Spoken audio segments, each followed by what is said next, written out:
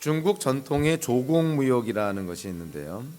이 조공무역이라는 것은 중국 황제의 덕을 우러러서 주변국의 국가가 군주가 복종의 뜻으로 공물을 바치고 그 바친 공물에 대해서 중국의 황제가 상사라는 명목의 답례물을 주는 전통적인 무역 형식입니다. 무역이라고 했지만 사실은 실체는 상거래가 아니고요. 약소 국가가 중국의 주변 국가가 중국 황제에게 선물을 들고 가서 머리를 숙이는 대가로, 즉 무릎을 꿇는 대가로 상을 받아오는 것입니다. 중국의 황제는 자신에게 무릎을 꿇고 공물을 바친 상대에게 황제의 덕을 보여주기 위해서 그들이 가져온 공물보다 몇 배의 답례물을 주는 것이 관례인 것이죠. 그래서 중국 황제와 조공을 바치는 주변 국가의 관계가 마치 그런 것입니다. 중국 황제 입장에서는 너희가 나에게 무릎을 꿇으면 내가 너희에게 보물도 주고 그리고 너를 그 땅의 왕으로 인정해 주겠다. 이것이 조공무역의 핵심인 것이죠. 그래서 우리에게 전해진 그런 또 발견된 문구가 하나 있는데 한위 노국 왕인이라는 표현이 있습니다. 이 한자어를 그대로 풀면 한 나라의 황제가 조공한 공물을 바친 일본에게 왕이라고 하는 증표를 주어 지위를 인정해주는 형식으로 상하관계를 나타내는 표현이라는 것이죠. 근데 이 조공무역을 가만히 들여다보면 중국에게 물질적인 이점은 없습니다. 조공을 받는 것보다 훨씬 많은 답례물을 주는 것이 이 조공무역의 실제이기 때문에 그런 것이죠. 그러면 중국에서는 왜 조공무역을 강조할까요? 그들은 명예를 얻기 때문에 그런 것이죠. 주변 국가들로부터 복종하겠다. 우리가 당신네들의 그런 신하와 같은 존재다. 또는 형제 관계로 한다면 우리는 당신의 아들과 같은 또는 동생과 같은 존재다. 어떤 그런 것들을 보여주는 것. 그래서 무릎을 꿇고 머리를 숙이는 어떤 그런 것을 통해서 중국이라는 나라의 우월감, 중국 황제의 우월감을 그들이 누리는 것. 그것이 조공무역의 실상입니다.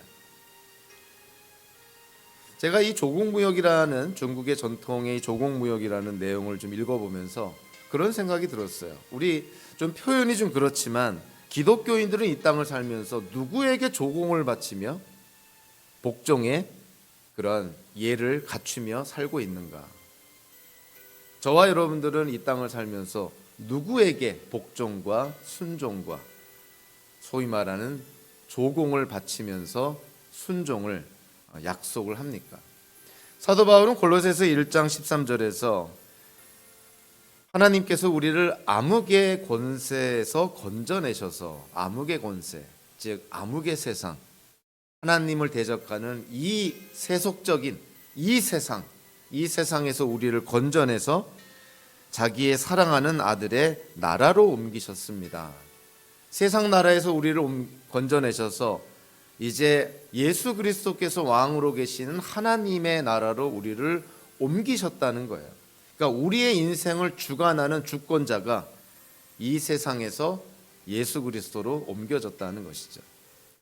성경은 우리에게 분명하게 말씀해 주는 것이죠. 우리가 조공을 바쳐야 될 대상은 이 세상이 아니라 예수 그리스도임을, 하나님 나라의 왕이신 하나님께 우리가 순종과 복종의 표시인 조공을 바쳐야 된다는 것을 성경은 우리에게 말하고 있는 것이죠. 기독교인들은 썩어지고 더러워지고 낡아 없어질 이 허무한 이 세상으로부터 건짐을 받아서 이제는 하나님의 정의와 하나님의 공의와 하나님의 사랑이 넘쳐나는 지복한 하나님의 나라로 우리가 옮겨졌는데, 오늘 본문에 나오는 베드로후서에서 베드로가 지적하는 거짓 교사들은 그 하나님의 나라에서 다시 빠져나와 세상 나라에 있는 자들이다라고 얘기를 합니다. 그들이 그랬던 것처럼 베드로 후서를 읽고 있는 그 당시에 초대교회 많은 초신자들, 새신자들, 이 거짓 교사들의 미혹에 빠져서 하나님 나라에 있는 이들이 지금 미혹당해서 다시금 그들이 빠져나왔던 세상 나라로 돌아가려는 그러한 위험한 순간에 있다는 거예요. 그래서 베드로 전후서를 읽어보면 사랑 많고 은혜가 많은 그러한 사도의 모습이 아니라 한편으로는 공동체를 걱정하고 염려하는 사도이기도 하면서 공동체를 해하고 공동체를 분열시키는 이 거짓 교사들에 대해서 분노하는 사도입니다. 예수님도 그렇고 예수님의 제자들도 그렇고 또 신약 성경의 저자들인 이런 사도들의 면면에서 분노하는 모습을 보면 좀 와닿지가 않죠. 예수님이 왜 분노하실까? 사도 베드로는 왜 이렇게 분노할까? 왜 일반 사람들도 잘 쓰기 어려운 정말 그런 강력한 정죄의 단어를 쓰는 것일까? 한편으로 보면은 그러한 사도 베드로의 이런 강력한 표현들은 우리에게 반증하는 것이 있죠. 그것은 사도 베드로가 그만큼 교회를, 성도들을 사랑한다는 것입니다.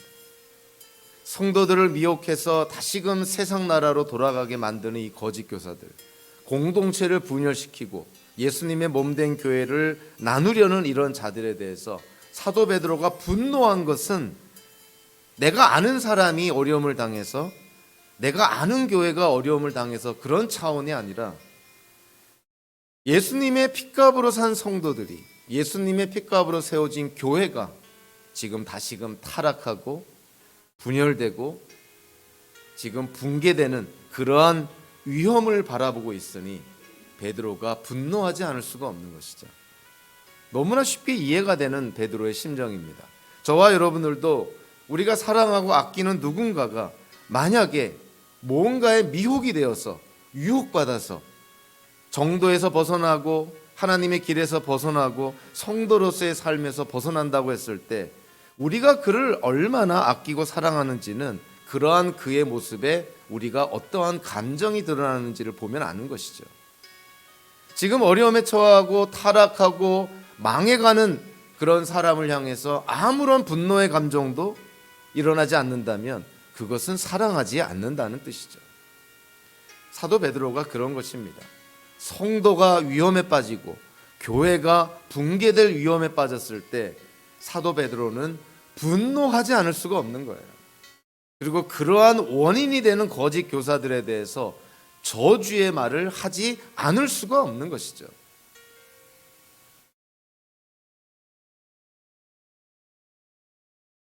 정말 한마디로 거짓 교사들에 대해서 그들은 하나님의 저주를 받아 마땅한 자들이고 멸망당할 자들이고 파멸당할 자들이라고 사도 베드로가 일가를 하고 있습니다. 자, 오늘 본문에서 다시 한번 사도 베드로가 이 베드로후서 2장을 마무리하면서 거짓 교사들의 정체를 언급을 하고 그리고 그들이 결국은 어떻게 될 것인지에 대해서 오늘 본문이 결론을 내립니다. 그러니까 이 베드로후서 2장 전체는 한마디로 거짓 교사들의 특징이 무엇이고 그들의 정체가 무엇이고 그들의 결말이 무엇인지를 우리에게 말해주고 있는 것이죠. 그래서 오늘 본문은 그들의 정체와 그들의 정체에 따른 그들의 결말을 얘기합니다. 그들의 정체가 뭘까요? 17절부터 19절까지 나오는데 첫째, 17절을 통해서 한마디로 그들은 거짓된 자들이다. 사도 베드로가 비유적으로 말하죠. 그들은 물 없는 샘과 같고 마치 폭풍에 밀려가는 안개와 같다. 물 없는 샘과 같다. 물인 줄 알고 갔는데, 물이 있는 줄 알고 갔는데, 오아시스인 줄 알고 갔는데 말라버렸다는 거야. 허황된 것이죠. 이 거짓 교사들이 그와 같다는 거예요. 뭔가 진리를 아는 것 같고 뭔가 참된 생명을 전하는 것 같은데 막상 들여다보면 그들은 거짓말장이요 악한 자요 성도들을 위하는 자가 아니라 성도들을 파괴하는 자고 교회를 세우는 자가 아니라 교회를 무너뜨리는 그런 물 없는 샘과 같은 허황된 자들이다. 아울러서 그들은 폭풍에 밀려가는 안개와 같다. 거센 바람에 흩어지는 안개. 그들이야말로 유한한 존재, 일시적인 존재.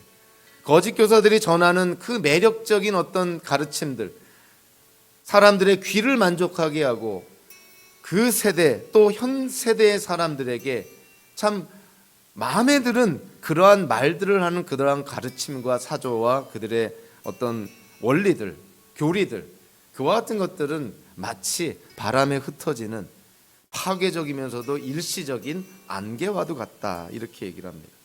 그런 자들에게 결론적으로 준비되어 있는 것은 캄캄한 어둠이 마련되어 있다. 캄캄한 어둠, 문자적으로 번역하면 어둠의 어둠이라고 그렇게 표현합니다. 똑같은 단어를 두 개를 사용해요. 어둠의 어둠. 그러니까 이 거짓 교사들에게 준비되어 있는 이 어둠의 어둠이라는 장소, 이미 베드로후서 2장 4절에서 타락한 천사들이 하늘에서 쫓겨나서 던져진 그 지옥, 그 지옥의 어두움과 같은 그런 장소인 것이죠. 더군다나 마련되어 있다라는 이 묘사, 이 표현은요, 사실은 완료형입니다. 앞으로 그렇게 될 거라는 것이 아니고요, 과거에 한번 그렇게 됐다가 만 것도 아니고, 과거에 그렇게 돼서 지금까지 앞으로도 계속 이어진다는 그러한 의미를 담고 있어요. 그러니까 거짓 교사들은 이 어둠의 어둠, 지옥의 어둠이라는 이 장소에 그들이 갇혔고 갇혀 있을 것이다. 사도 베드로가 아주 확고하게 얘기를 하고 있는 것이죠. 여기서 마련되어 있다라고 이렇게 번역은 했지만 사실은 원래 의미는 지키다, 감시하다, 이런 뜻입니다. 그러니까 이 거짓 교사들은 어둠의 어둠이라는 장소, 2장 4절에서는 지옥의 어둠이라는 그 장소에서 갇혀 있다.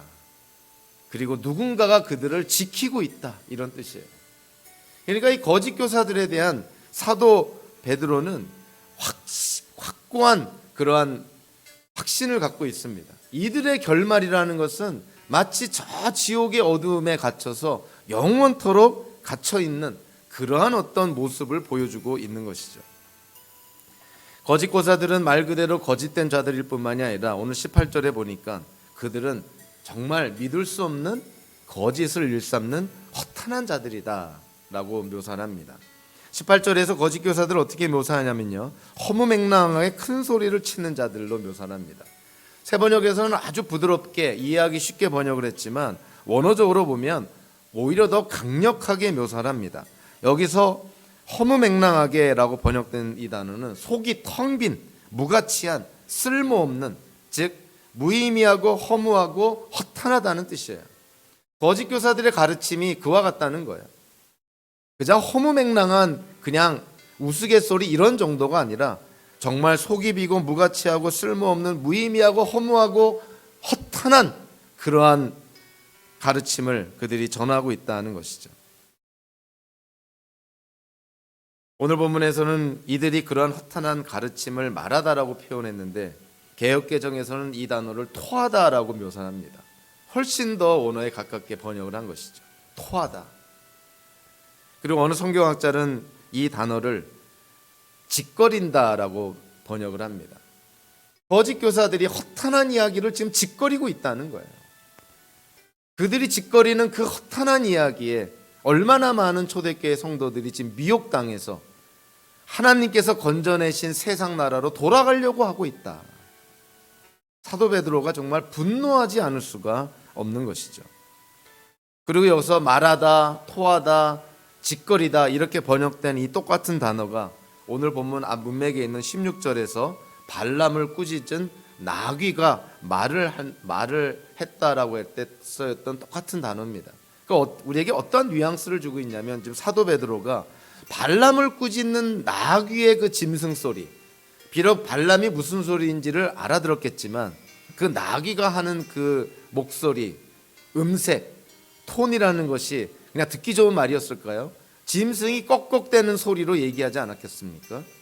지금 거짓 교사들이 교회에서 허탄한 이야기를 할 때 마치 발람을 꾸짖은 나귀가 꺽꺽대면서 하는 그 짐승 소리처럼 묘사를 하고 있어요.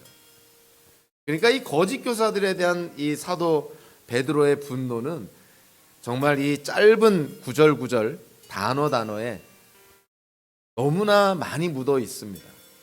너무나 분노하고 있는 것이죠. 핏값으로 산 성도를 미혹시키고 핏값으로 세운 교회를 무너뜨리고 있으니 이 거짓 교사들에 대한 사도 베드로의 분노 이해하고도 남는 것이죠. 자, 그들이 어떻게 성도들을 유혹하고 있냐면 육체의 방종한 정욕으로 유혹한다. 하나님의 말씀에 분명히 금기시되어 있는 하나님의 말씀을 어기는 그러한 육체적 욕망을 따라서 금기시된 그런 불법적인 일들을 통해서 이들을 유혹하고 있다는 것이죠. 이 당시에 초대교회에 기독교인들에게 적지 않은 부정적인 영향을 끼쳤던 것이 그 당시에 유행했던 세속주의적인 쾌락주의 아닙니까? 그러니까 이 거짓 교사들도 그러한 세상의 풍조에 영향을 받은 것이죠. 뭐 뒤에도 다시 한번 얘기하겠지만 복음으로 말미암아 그들에게 주어진 자유를 하나님의 영광을 위해서 쓰는 것이 아니라 이제 우리에게 주어졌으니 우리를 억압하는 것은 없다. 프랑스 혁명의 기치처럼 금기시하는 모든 것들을 다 폐기한다. 이런 식의 자유를 생각한 것이죠. 그래서 그들은 성경에서 명시된 하나님의 뜻으로 명시된 불법적이고 비윤리적이고 비도덕적인 행동까지도 자유라는 명목으로 우리는 얼마든지 누릴 수 있다고 가르쳤던 것입니다. 거짓 교사들은 거짓된 자들이요 허탄한 자들일 뿐만이 아니라 오늘 19절에 보니까 한마디로 미련한 자들이다. 그들은 초대교회 성도들에게 자유를 준다고 하지만 정작 그들이야말로 종이 되어 있다라고 얘기를 합니다. 남에게 자유를 준다고 한다면 자기가 먼저 자유를 누려야 될 텐데 사도 베드로는 이 웃기는 사람들 좀 봐라. 그들은 남들에게 자유를 준다고 떠벌리지만 정작 그들이야말로 종이 되어 있다는 거예요.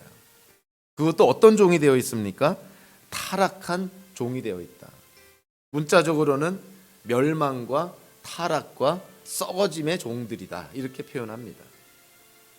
다른 사람에게 자유를 약속하지만 새신자와 초신자들 이제 막 예수 믿고 교회에 들어온 자들에게 자유를 그들이 약속하지만 정작 그들은 이 세상에 즉 썩어지고 더러워지고 허무한 이 세상 타락하고 멸망하고 썩어질 이 세상에 종들이 되어 있노라 이렇게 얘기를 합니다. 얼마나 미련한 자들이냐.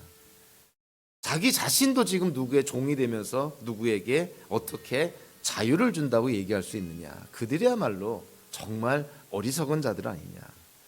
그런데 이 어리석고 미련한 자들의 말에 초대교회 성도들이 미혹당하고 있다라는 거예요. 오늘 표현에서 종들이라는 표현 참 역설적인 그런 의미가 있습니다. 베드로전서 2장 16절에서 이미 사도 베드로는 이 초대교회 성도들에게 뭐라고 말하고 있냐면 여러분은 자유인으로 사십시오. 그러나 그 자유를 악을 행하는 구실로 쓰지 말고 하나님의 종으로 사십시오. 복음으로 말미암아 하나님이 선물로 주신 자유를 악을 위해 사용하지 말고 자기의 욕심을 위해서 사용하지 말고 하나님의 종으로 살라.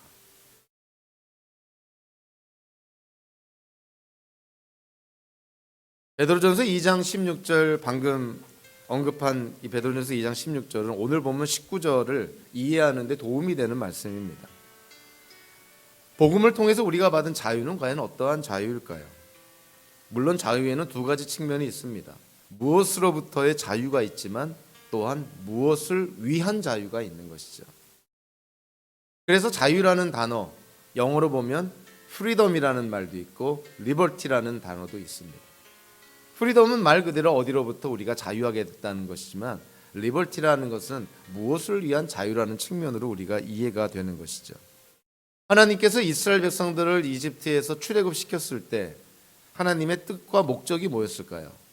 그들이 이집트를 탈출해서 광야에서 그들이 훈련되고 하나님의 백성으로 자리매김한 다음에 가나안 땅으로 들어가는 것 아닙니까? 그들은 이집트로부터 자유가 되었고 가나안 땅으로 들어가는 자유를 얻은 것이죠. 근데 오늘 본문에 나오는 이 초대교회 성도들은 세상으로부터 자유를 얻었는데 하나님의 나라로 들어가는 자유를 택하지 않고 다시 세상으로 돌아가려는 엉뚱한 자유를 행사하고 있다는 거예요. 거짓 교사들이 그와 같다는 거예요. 거기에 대해서 사도 베드로가 지금 분노하는 것이죠. 우리는 성경에 나오는 자유라는 측면을 보면 사실은 자유를 강조하는 사도에 따라서 좀 다른 측면들이 강조가 됩니다. 즉 그리스도인의 자유에는 우리가 획일적으로 볼 수 있는 것이 아니라 다양한 측면으로 볼 수 있는 내용들이 있는 것이죠. 자, 바울이 자유를 강조할 때 바울은 어떠한 자유를 강조했을까요? 율법으로부터의 자유, 율법의 행위로부터의 자유, 그리고 죄로 인해서 인류에게 쏟아진 하나님의 심판의 저주로부터의 자유를 강조하는 것이죠. 그래서 사도 바울이, 즉 바울 서신을 읽어보면 율법과 율법의 행위와 하나님의 심판 저주로부터의 자유에 대한 측면들을 우리가 많이 접하게 됩니다. 그러니까 사도 바울은 그러한 자유를 강조했던 거예요. 그러나 베드로 전서를 통해서 사도 베드로가 강조한 복음의 자유는 과연 무엇일까요? 사도 베드로가 강조한 복음의 자유는 세상 속의 교회라는 상황을 전제로 합니다. 교회가 세상 속에 있다는 거예요. 그래서 교회가 누린 자유라는 것이 뭐냐면은 바로 이 세상으로부터 해방되었다는 것이죠. 썩고 더러워지고 낡아 없어지는 이 세상으로부터 해방된 자유, 그거를 사도 베드로가 강조를 합니다. 그리고 이 세상으로부터 해방된 그 자유를 가진 교회가 결국은 썩지 않고 더러워지지 않고 낡아 없어지지 않는 하나님의 나라를 향하여 가고 있노라. 사도 바울은 율법으로부터의 자유를 강조했다면 사도 베드로는 세상으로부터의 자유를 강조합니다. 그러니까 바울이 강조한 자유나 베드로가 강조한 자유는 이것이 상충이 되는 게 아니라 상호 보완하는 것이죠. 복음이 우리에게 주는 자유가 뭡니까? 율법으로부터 우리는 자유함을 얻습니다. 행위 구원으로부터 자유함을 얻습니다. 하나님의 심판과 저주로부터 자유함을 얻습니다. 아울러서 베드로가 강조하는 것처럼 우리는 이 세상 나라로부터 자유하게 되었다는 것이죠. 다르게 표현하면 이 세상의 가치관, 이 세상을 지배하고 주도하는 그러한 신념, 그러한 사조, 그러한 사상으로부터 우리가 자유함을 누리게 되었다는 거예요. 그러니까 베드로가 강조한 자유는 측면이 좀 다른 것이죠. 그럼에도 불구하고 사도 바울과 사도 베드로가 강조한 자유는 합해져서 하나의 종합체로 우리에게 보여집니다. 복음으로부터 우리가 누리는 자유는 율법으로부터의 자유뿐만이 아니라 이 악한 세상으로부터의 자유라는 측면에서 우리가 이해를 해야 되는 것이죠. 오늘 본문을 통해서 우리에게 또 깨닫게 되는 것이 있다면 신앙생활이라는 것은 처음보다 나중이 더 중요하다는 것을 깨닫게 됩니다. 어떤 의미로 보면 우리의 나중이 우리의 처음을 보여주고 결정한다고 이해가 됩니다. 처음에는 다 비슷비슷해 보이지만 결국 그 끝을 가야, 나중에 돼서야 처음 시작이 정말 바른 시작이었고 정도였고 하나님 안에서 시작이 됐는지를 우리가 알 수가 있다는 것이죠. 예수님께서 너무나 잘 아는 그런 말씀을 하지 않습니까? 열매를 보고 그 나무를 안다.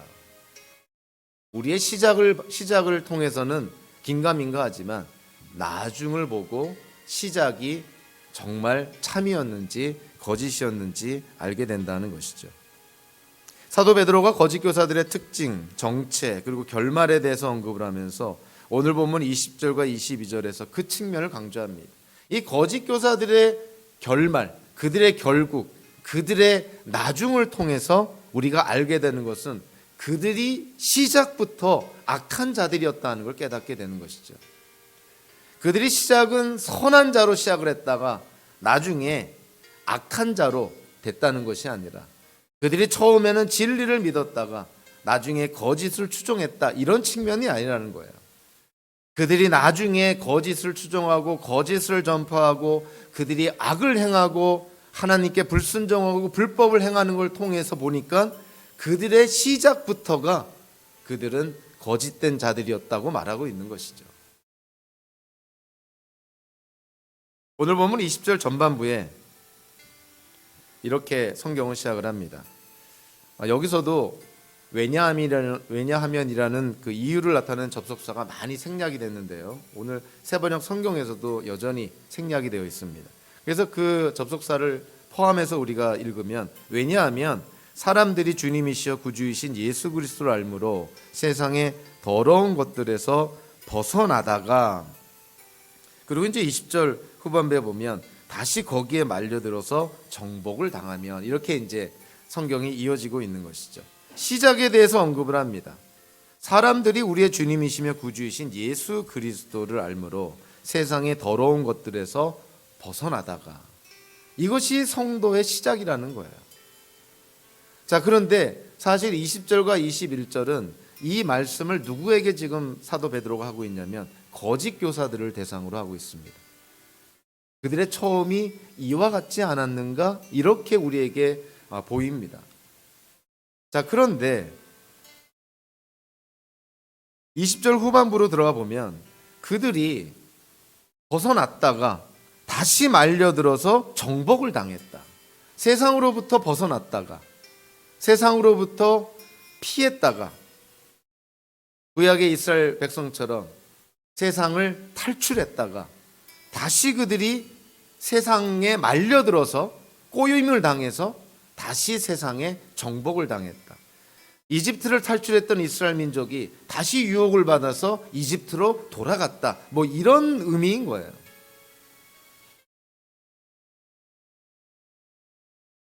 그리고 그들의 결국은 처음보다 더 나빠질 것이다. 아예 그런 일이 일어나지 않았다면 그런 일이 일어나고 나서 다시 원상태로 돌아간 그들의 상태가 처음보다 훨씬 더 나빠질 것이다. 이렇게 지금 베드로가 얘기를 합니다. 마치 어떤 일이 일어나지 않았다면 오히려 더 좋지 않았을까? 어떤 일이 일어남으로 말미암아 그들의 나중이 처음보다 훨씬 더 형편이 어렵고 악해지고 힘든 그러한 상황, 그것을 지금 거짓 교사들에게 언급을 합니다. 이스라엘 민족이 이집트에서 탈출을 했을 때 광야를 지나서 가나안 땅으로 들어간 이스라엘 민족 전부가 들어간 것은 아니죠. 가나안 땅 약속의 땅에 들어간 사람들은 사실은 일부가 들어갑니다. 출애굽한 사람들의 일부가 결국은 가나안 땅에 들어가게 되죠. 오늘 본문을 보면 그 사람들이 생각이 나는 거예요. 이집트의 노예로 있다가 하나님께서 그들을 탈출시켜서 가나안 땅으로 보내려고 했는데 그들이 하나님께 불순종하고 하나님께 반역함으로 말미암아 결국 그들은 광야에서 다 죽게 되거든요. 그럼 오늘 본문과 비교해 보면 그런 생각이 들죠. 정말 그들이 얘기했던 것처럼 광야에서 죽기보다 그냥 이집트에서 노예 생활하면서 오이나 부추나 상에서 떨어지는 고기 부스러기나 먹고 사는 게 더 낫지 않았을까? 아마 사도 베드로가 오늘 본문을 쓰면서 이 구약의 출애굽 사건 분명히 아마 생각이 났을 거라고 생각을 합니다. 구약의 이스라엘 백성, 두 번째로 또 생각할 수 있는 예가 구약의 예루살렘이라는 성이죠. 예루살렘 성, 거룩한 도시요 하나님께서 거하시는 큰 성, 산 위의 성이었습니다. 많은 짐승들의 피로 제물을 드리고 제사장들이 존재하고 하나님의 율법의 교훈이 있었던 예루살렘.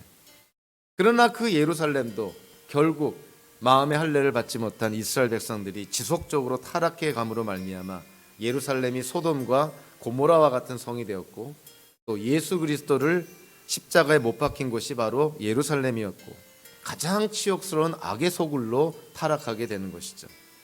결국 거룩한 성이라 불렸던 예루살렘이 주 70년 로마의 티토 장군에 의해서 완전히 회파가 됩니다. 성전도 완전히 지구상에서 없어지게 되는 것이죠. 생각하게 되는 것이죠.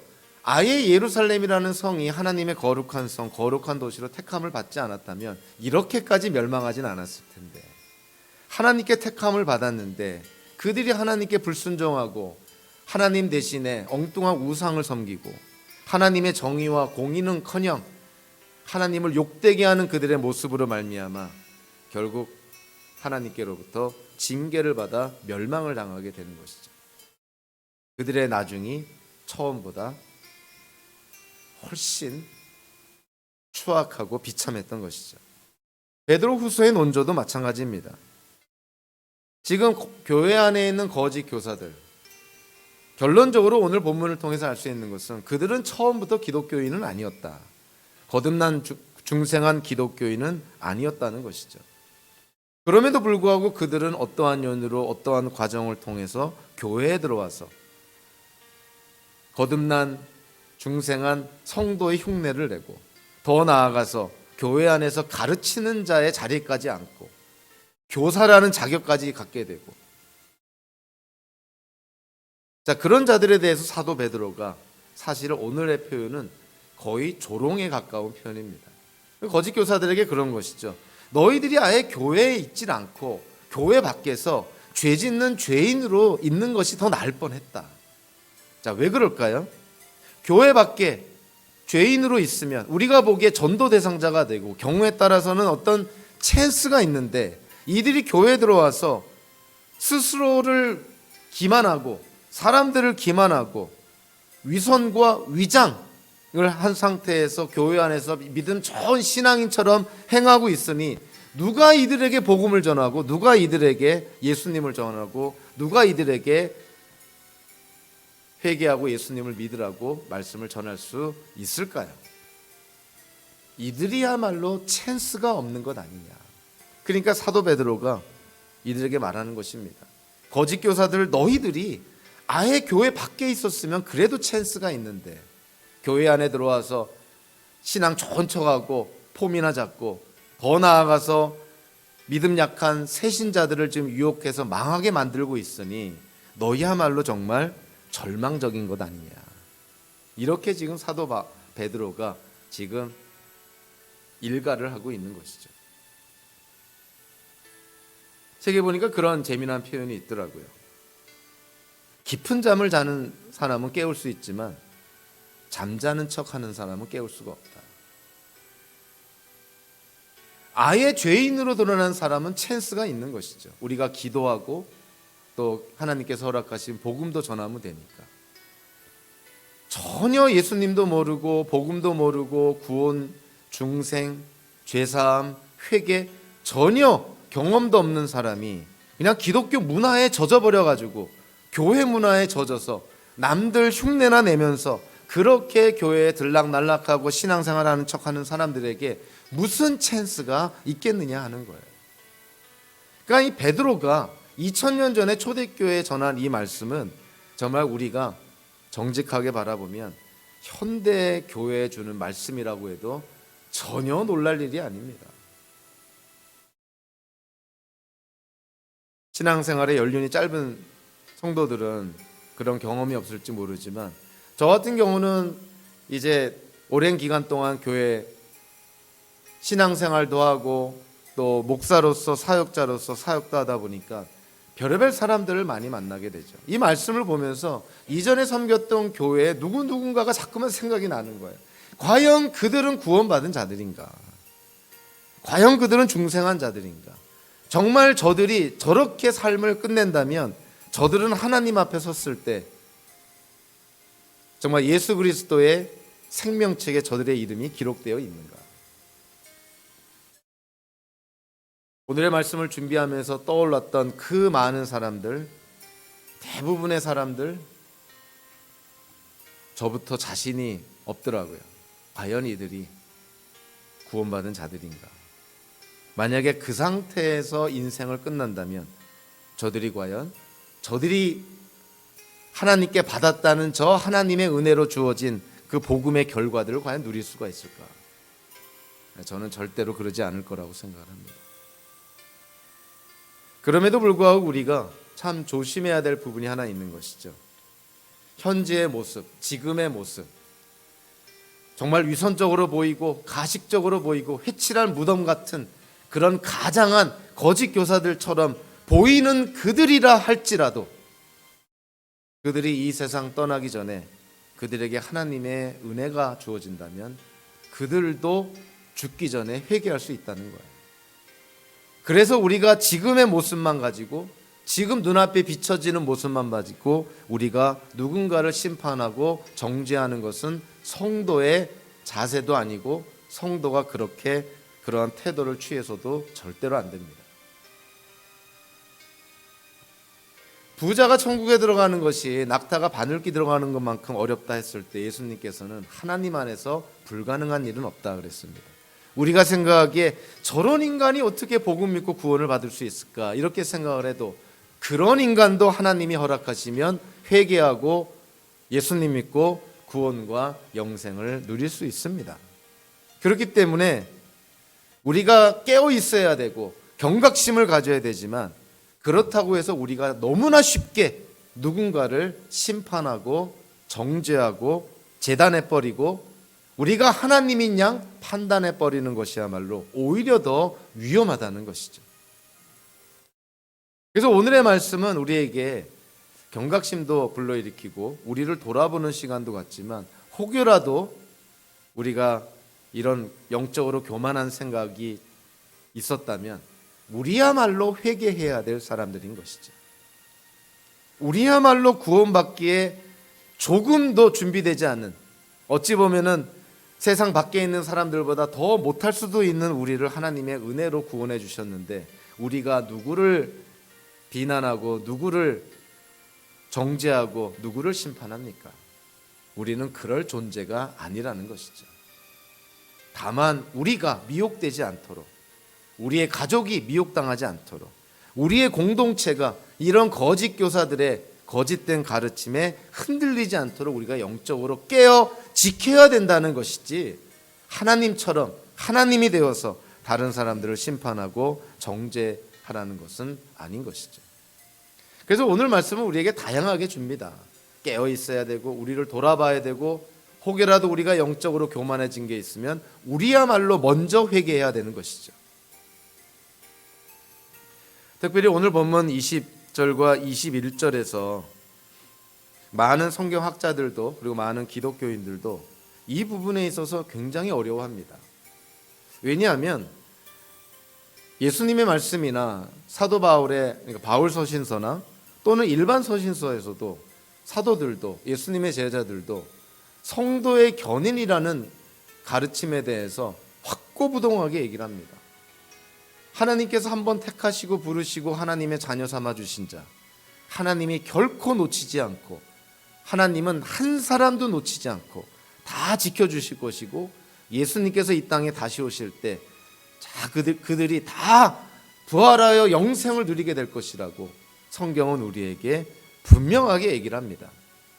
자, 그런데 오늘 본문을 보면 20절과 21절을 보면 마치 거짓 교사들이 처음에 예수님을 진짜 참되게 인격적으로 알았다가 나중에 예수님을 부인하고 나중에 이들이야말로 이단적인 교리에 유혹이 되어서 거기에 실족하여서 이제는 교회 안에 믿음의 지체들을 유혹하고 이 교회를 파괴하는 자들로 지금 타락해진 것처럼 보입니다. 그래서 이 부분을 우리가 좀 잘 보셔야 돼요. 자, 먼저 20절과 21절에 보면 안다라는 표현이 3번이나 나옵니다. 근데 여기서 말하는 안다라는 표현은요, 사실 헬라어적으로 보면 같은 안다라는 뜻을 갖고 있는 동사 두 종류가 있는데 여기에서 사용된 안다라는 이 동사는 훨씬 깊은 의미를 갖고 있습니다. 참되게 알고 있다, 그리고 완전하게 알고 있다, 이런 뜻이에요. 그래서 20절과 21절에서 우리의 주님이시며 구주이신 예수 그리스도를 알므로, 여기서 사용된 안다는 단어는 그냥 수박 겉핥기식으로 피상적인 지식을 갖고 있다는 것이 아니라 정말 예수 그리스도를 인격적으로 진실되고 참되게 알고 있다는 거예요. 그런데 이 단어를 지금 거짓 교사들에게 쓰고 있는 것이죠. 그래서 우리로 하여금 혼란스럽게 만듭니다. 자, 그런데 첫째로 우리가 봐야 될 것이, 자, 20절과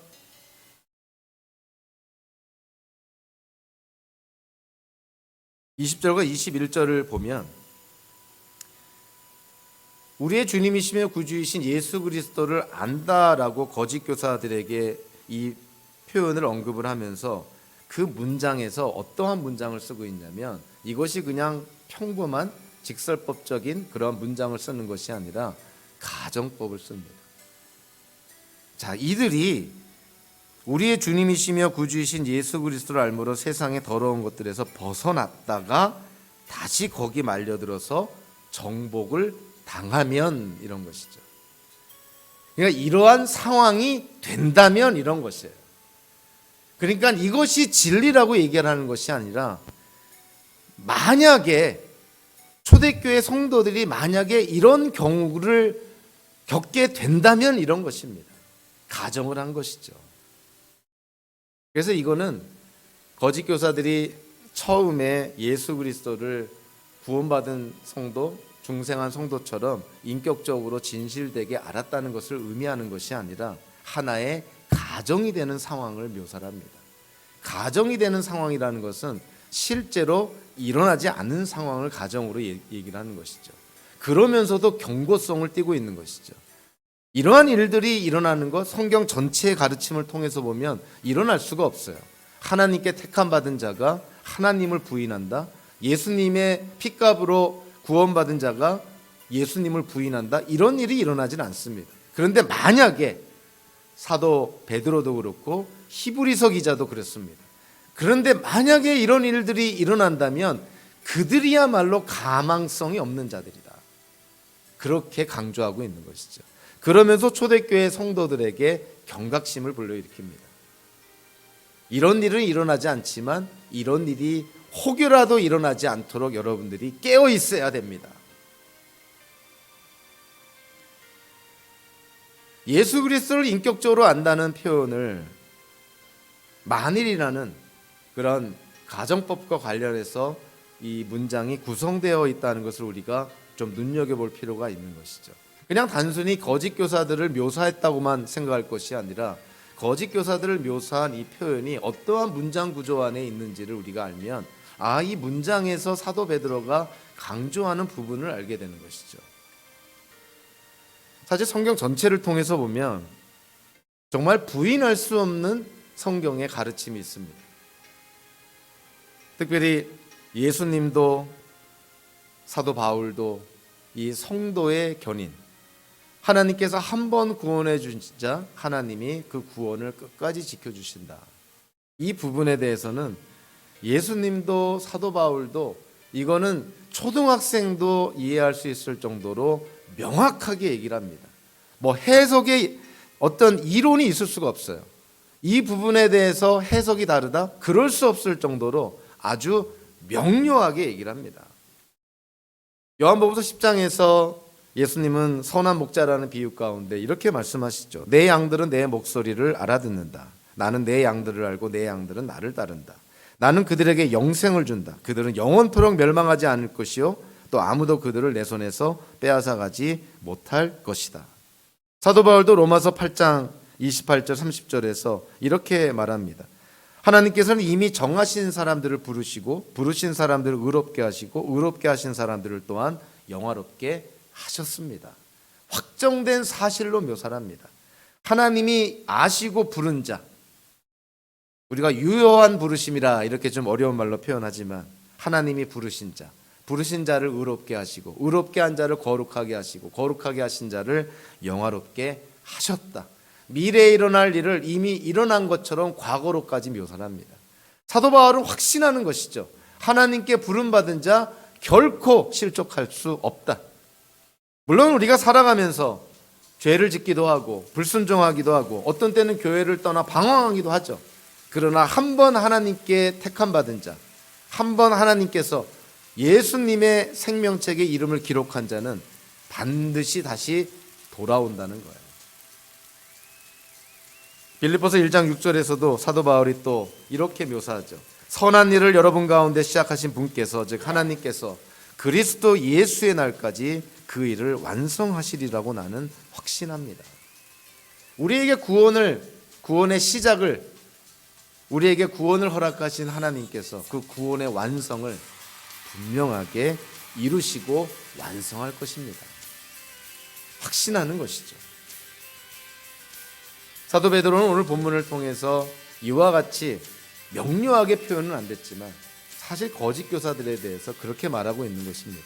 거짓 교사들이야말로 그들이 다 구원받은 자요, 중생한 자요, 하나님의 자녀처럼 또 하나님께 권위를 위임받아서 하나님의 말씀을 가르치고 하나님을 대신해서 약속도 하고 했지만 그들이야말로 예수님께서 나중에 내가 너를 모른다 라고 말할 사람들이라는 것이죠.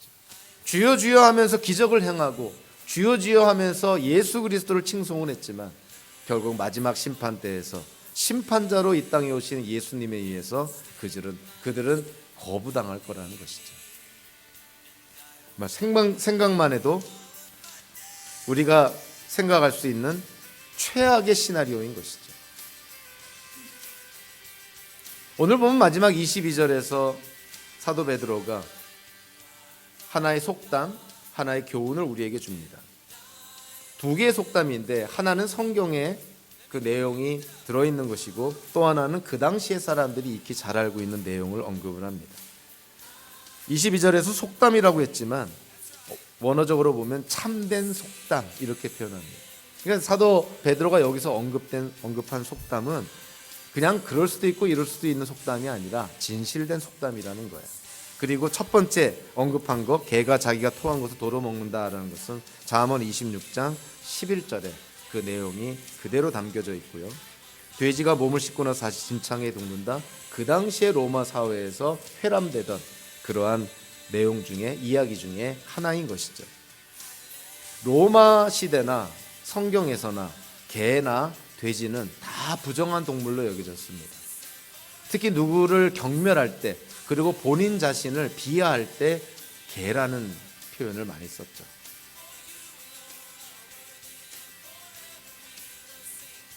구약의 율법에서도 돼지는 부정한 동물이고요. 그래서 유대인들이 가장 싫어하고 안 먹는 음식이 돼지고기 아닙니까? 돼지가 부정한 동물이라는 것이죠. 로마 사회에서도 돼지가 로마 사회에 남겨져 있는 글들을 통해서 보니까 돼지는 진흙탕에 뒹구는 더러운 동물이라는 것이 그 당시 로마 사회에 팽배되어 있던 돼지에 대한 인식이었어요. 그냥 맛있는 음식이 아니라 더러운 동물. 그런데 오늘 본문에서 사도 베드로가 강조하죠. 거짓 교사들은 도대체 어떠한 자들인가? 그들은 자기가 토한 것을 도로 먹는 개와 같고 비록 몸을 씻었지만 다시금 더럽고 진흙탕 구덩이로 다시금 몸을 뒹구는 그런 돼지 같은 존재다라고 표현을 합니다.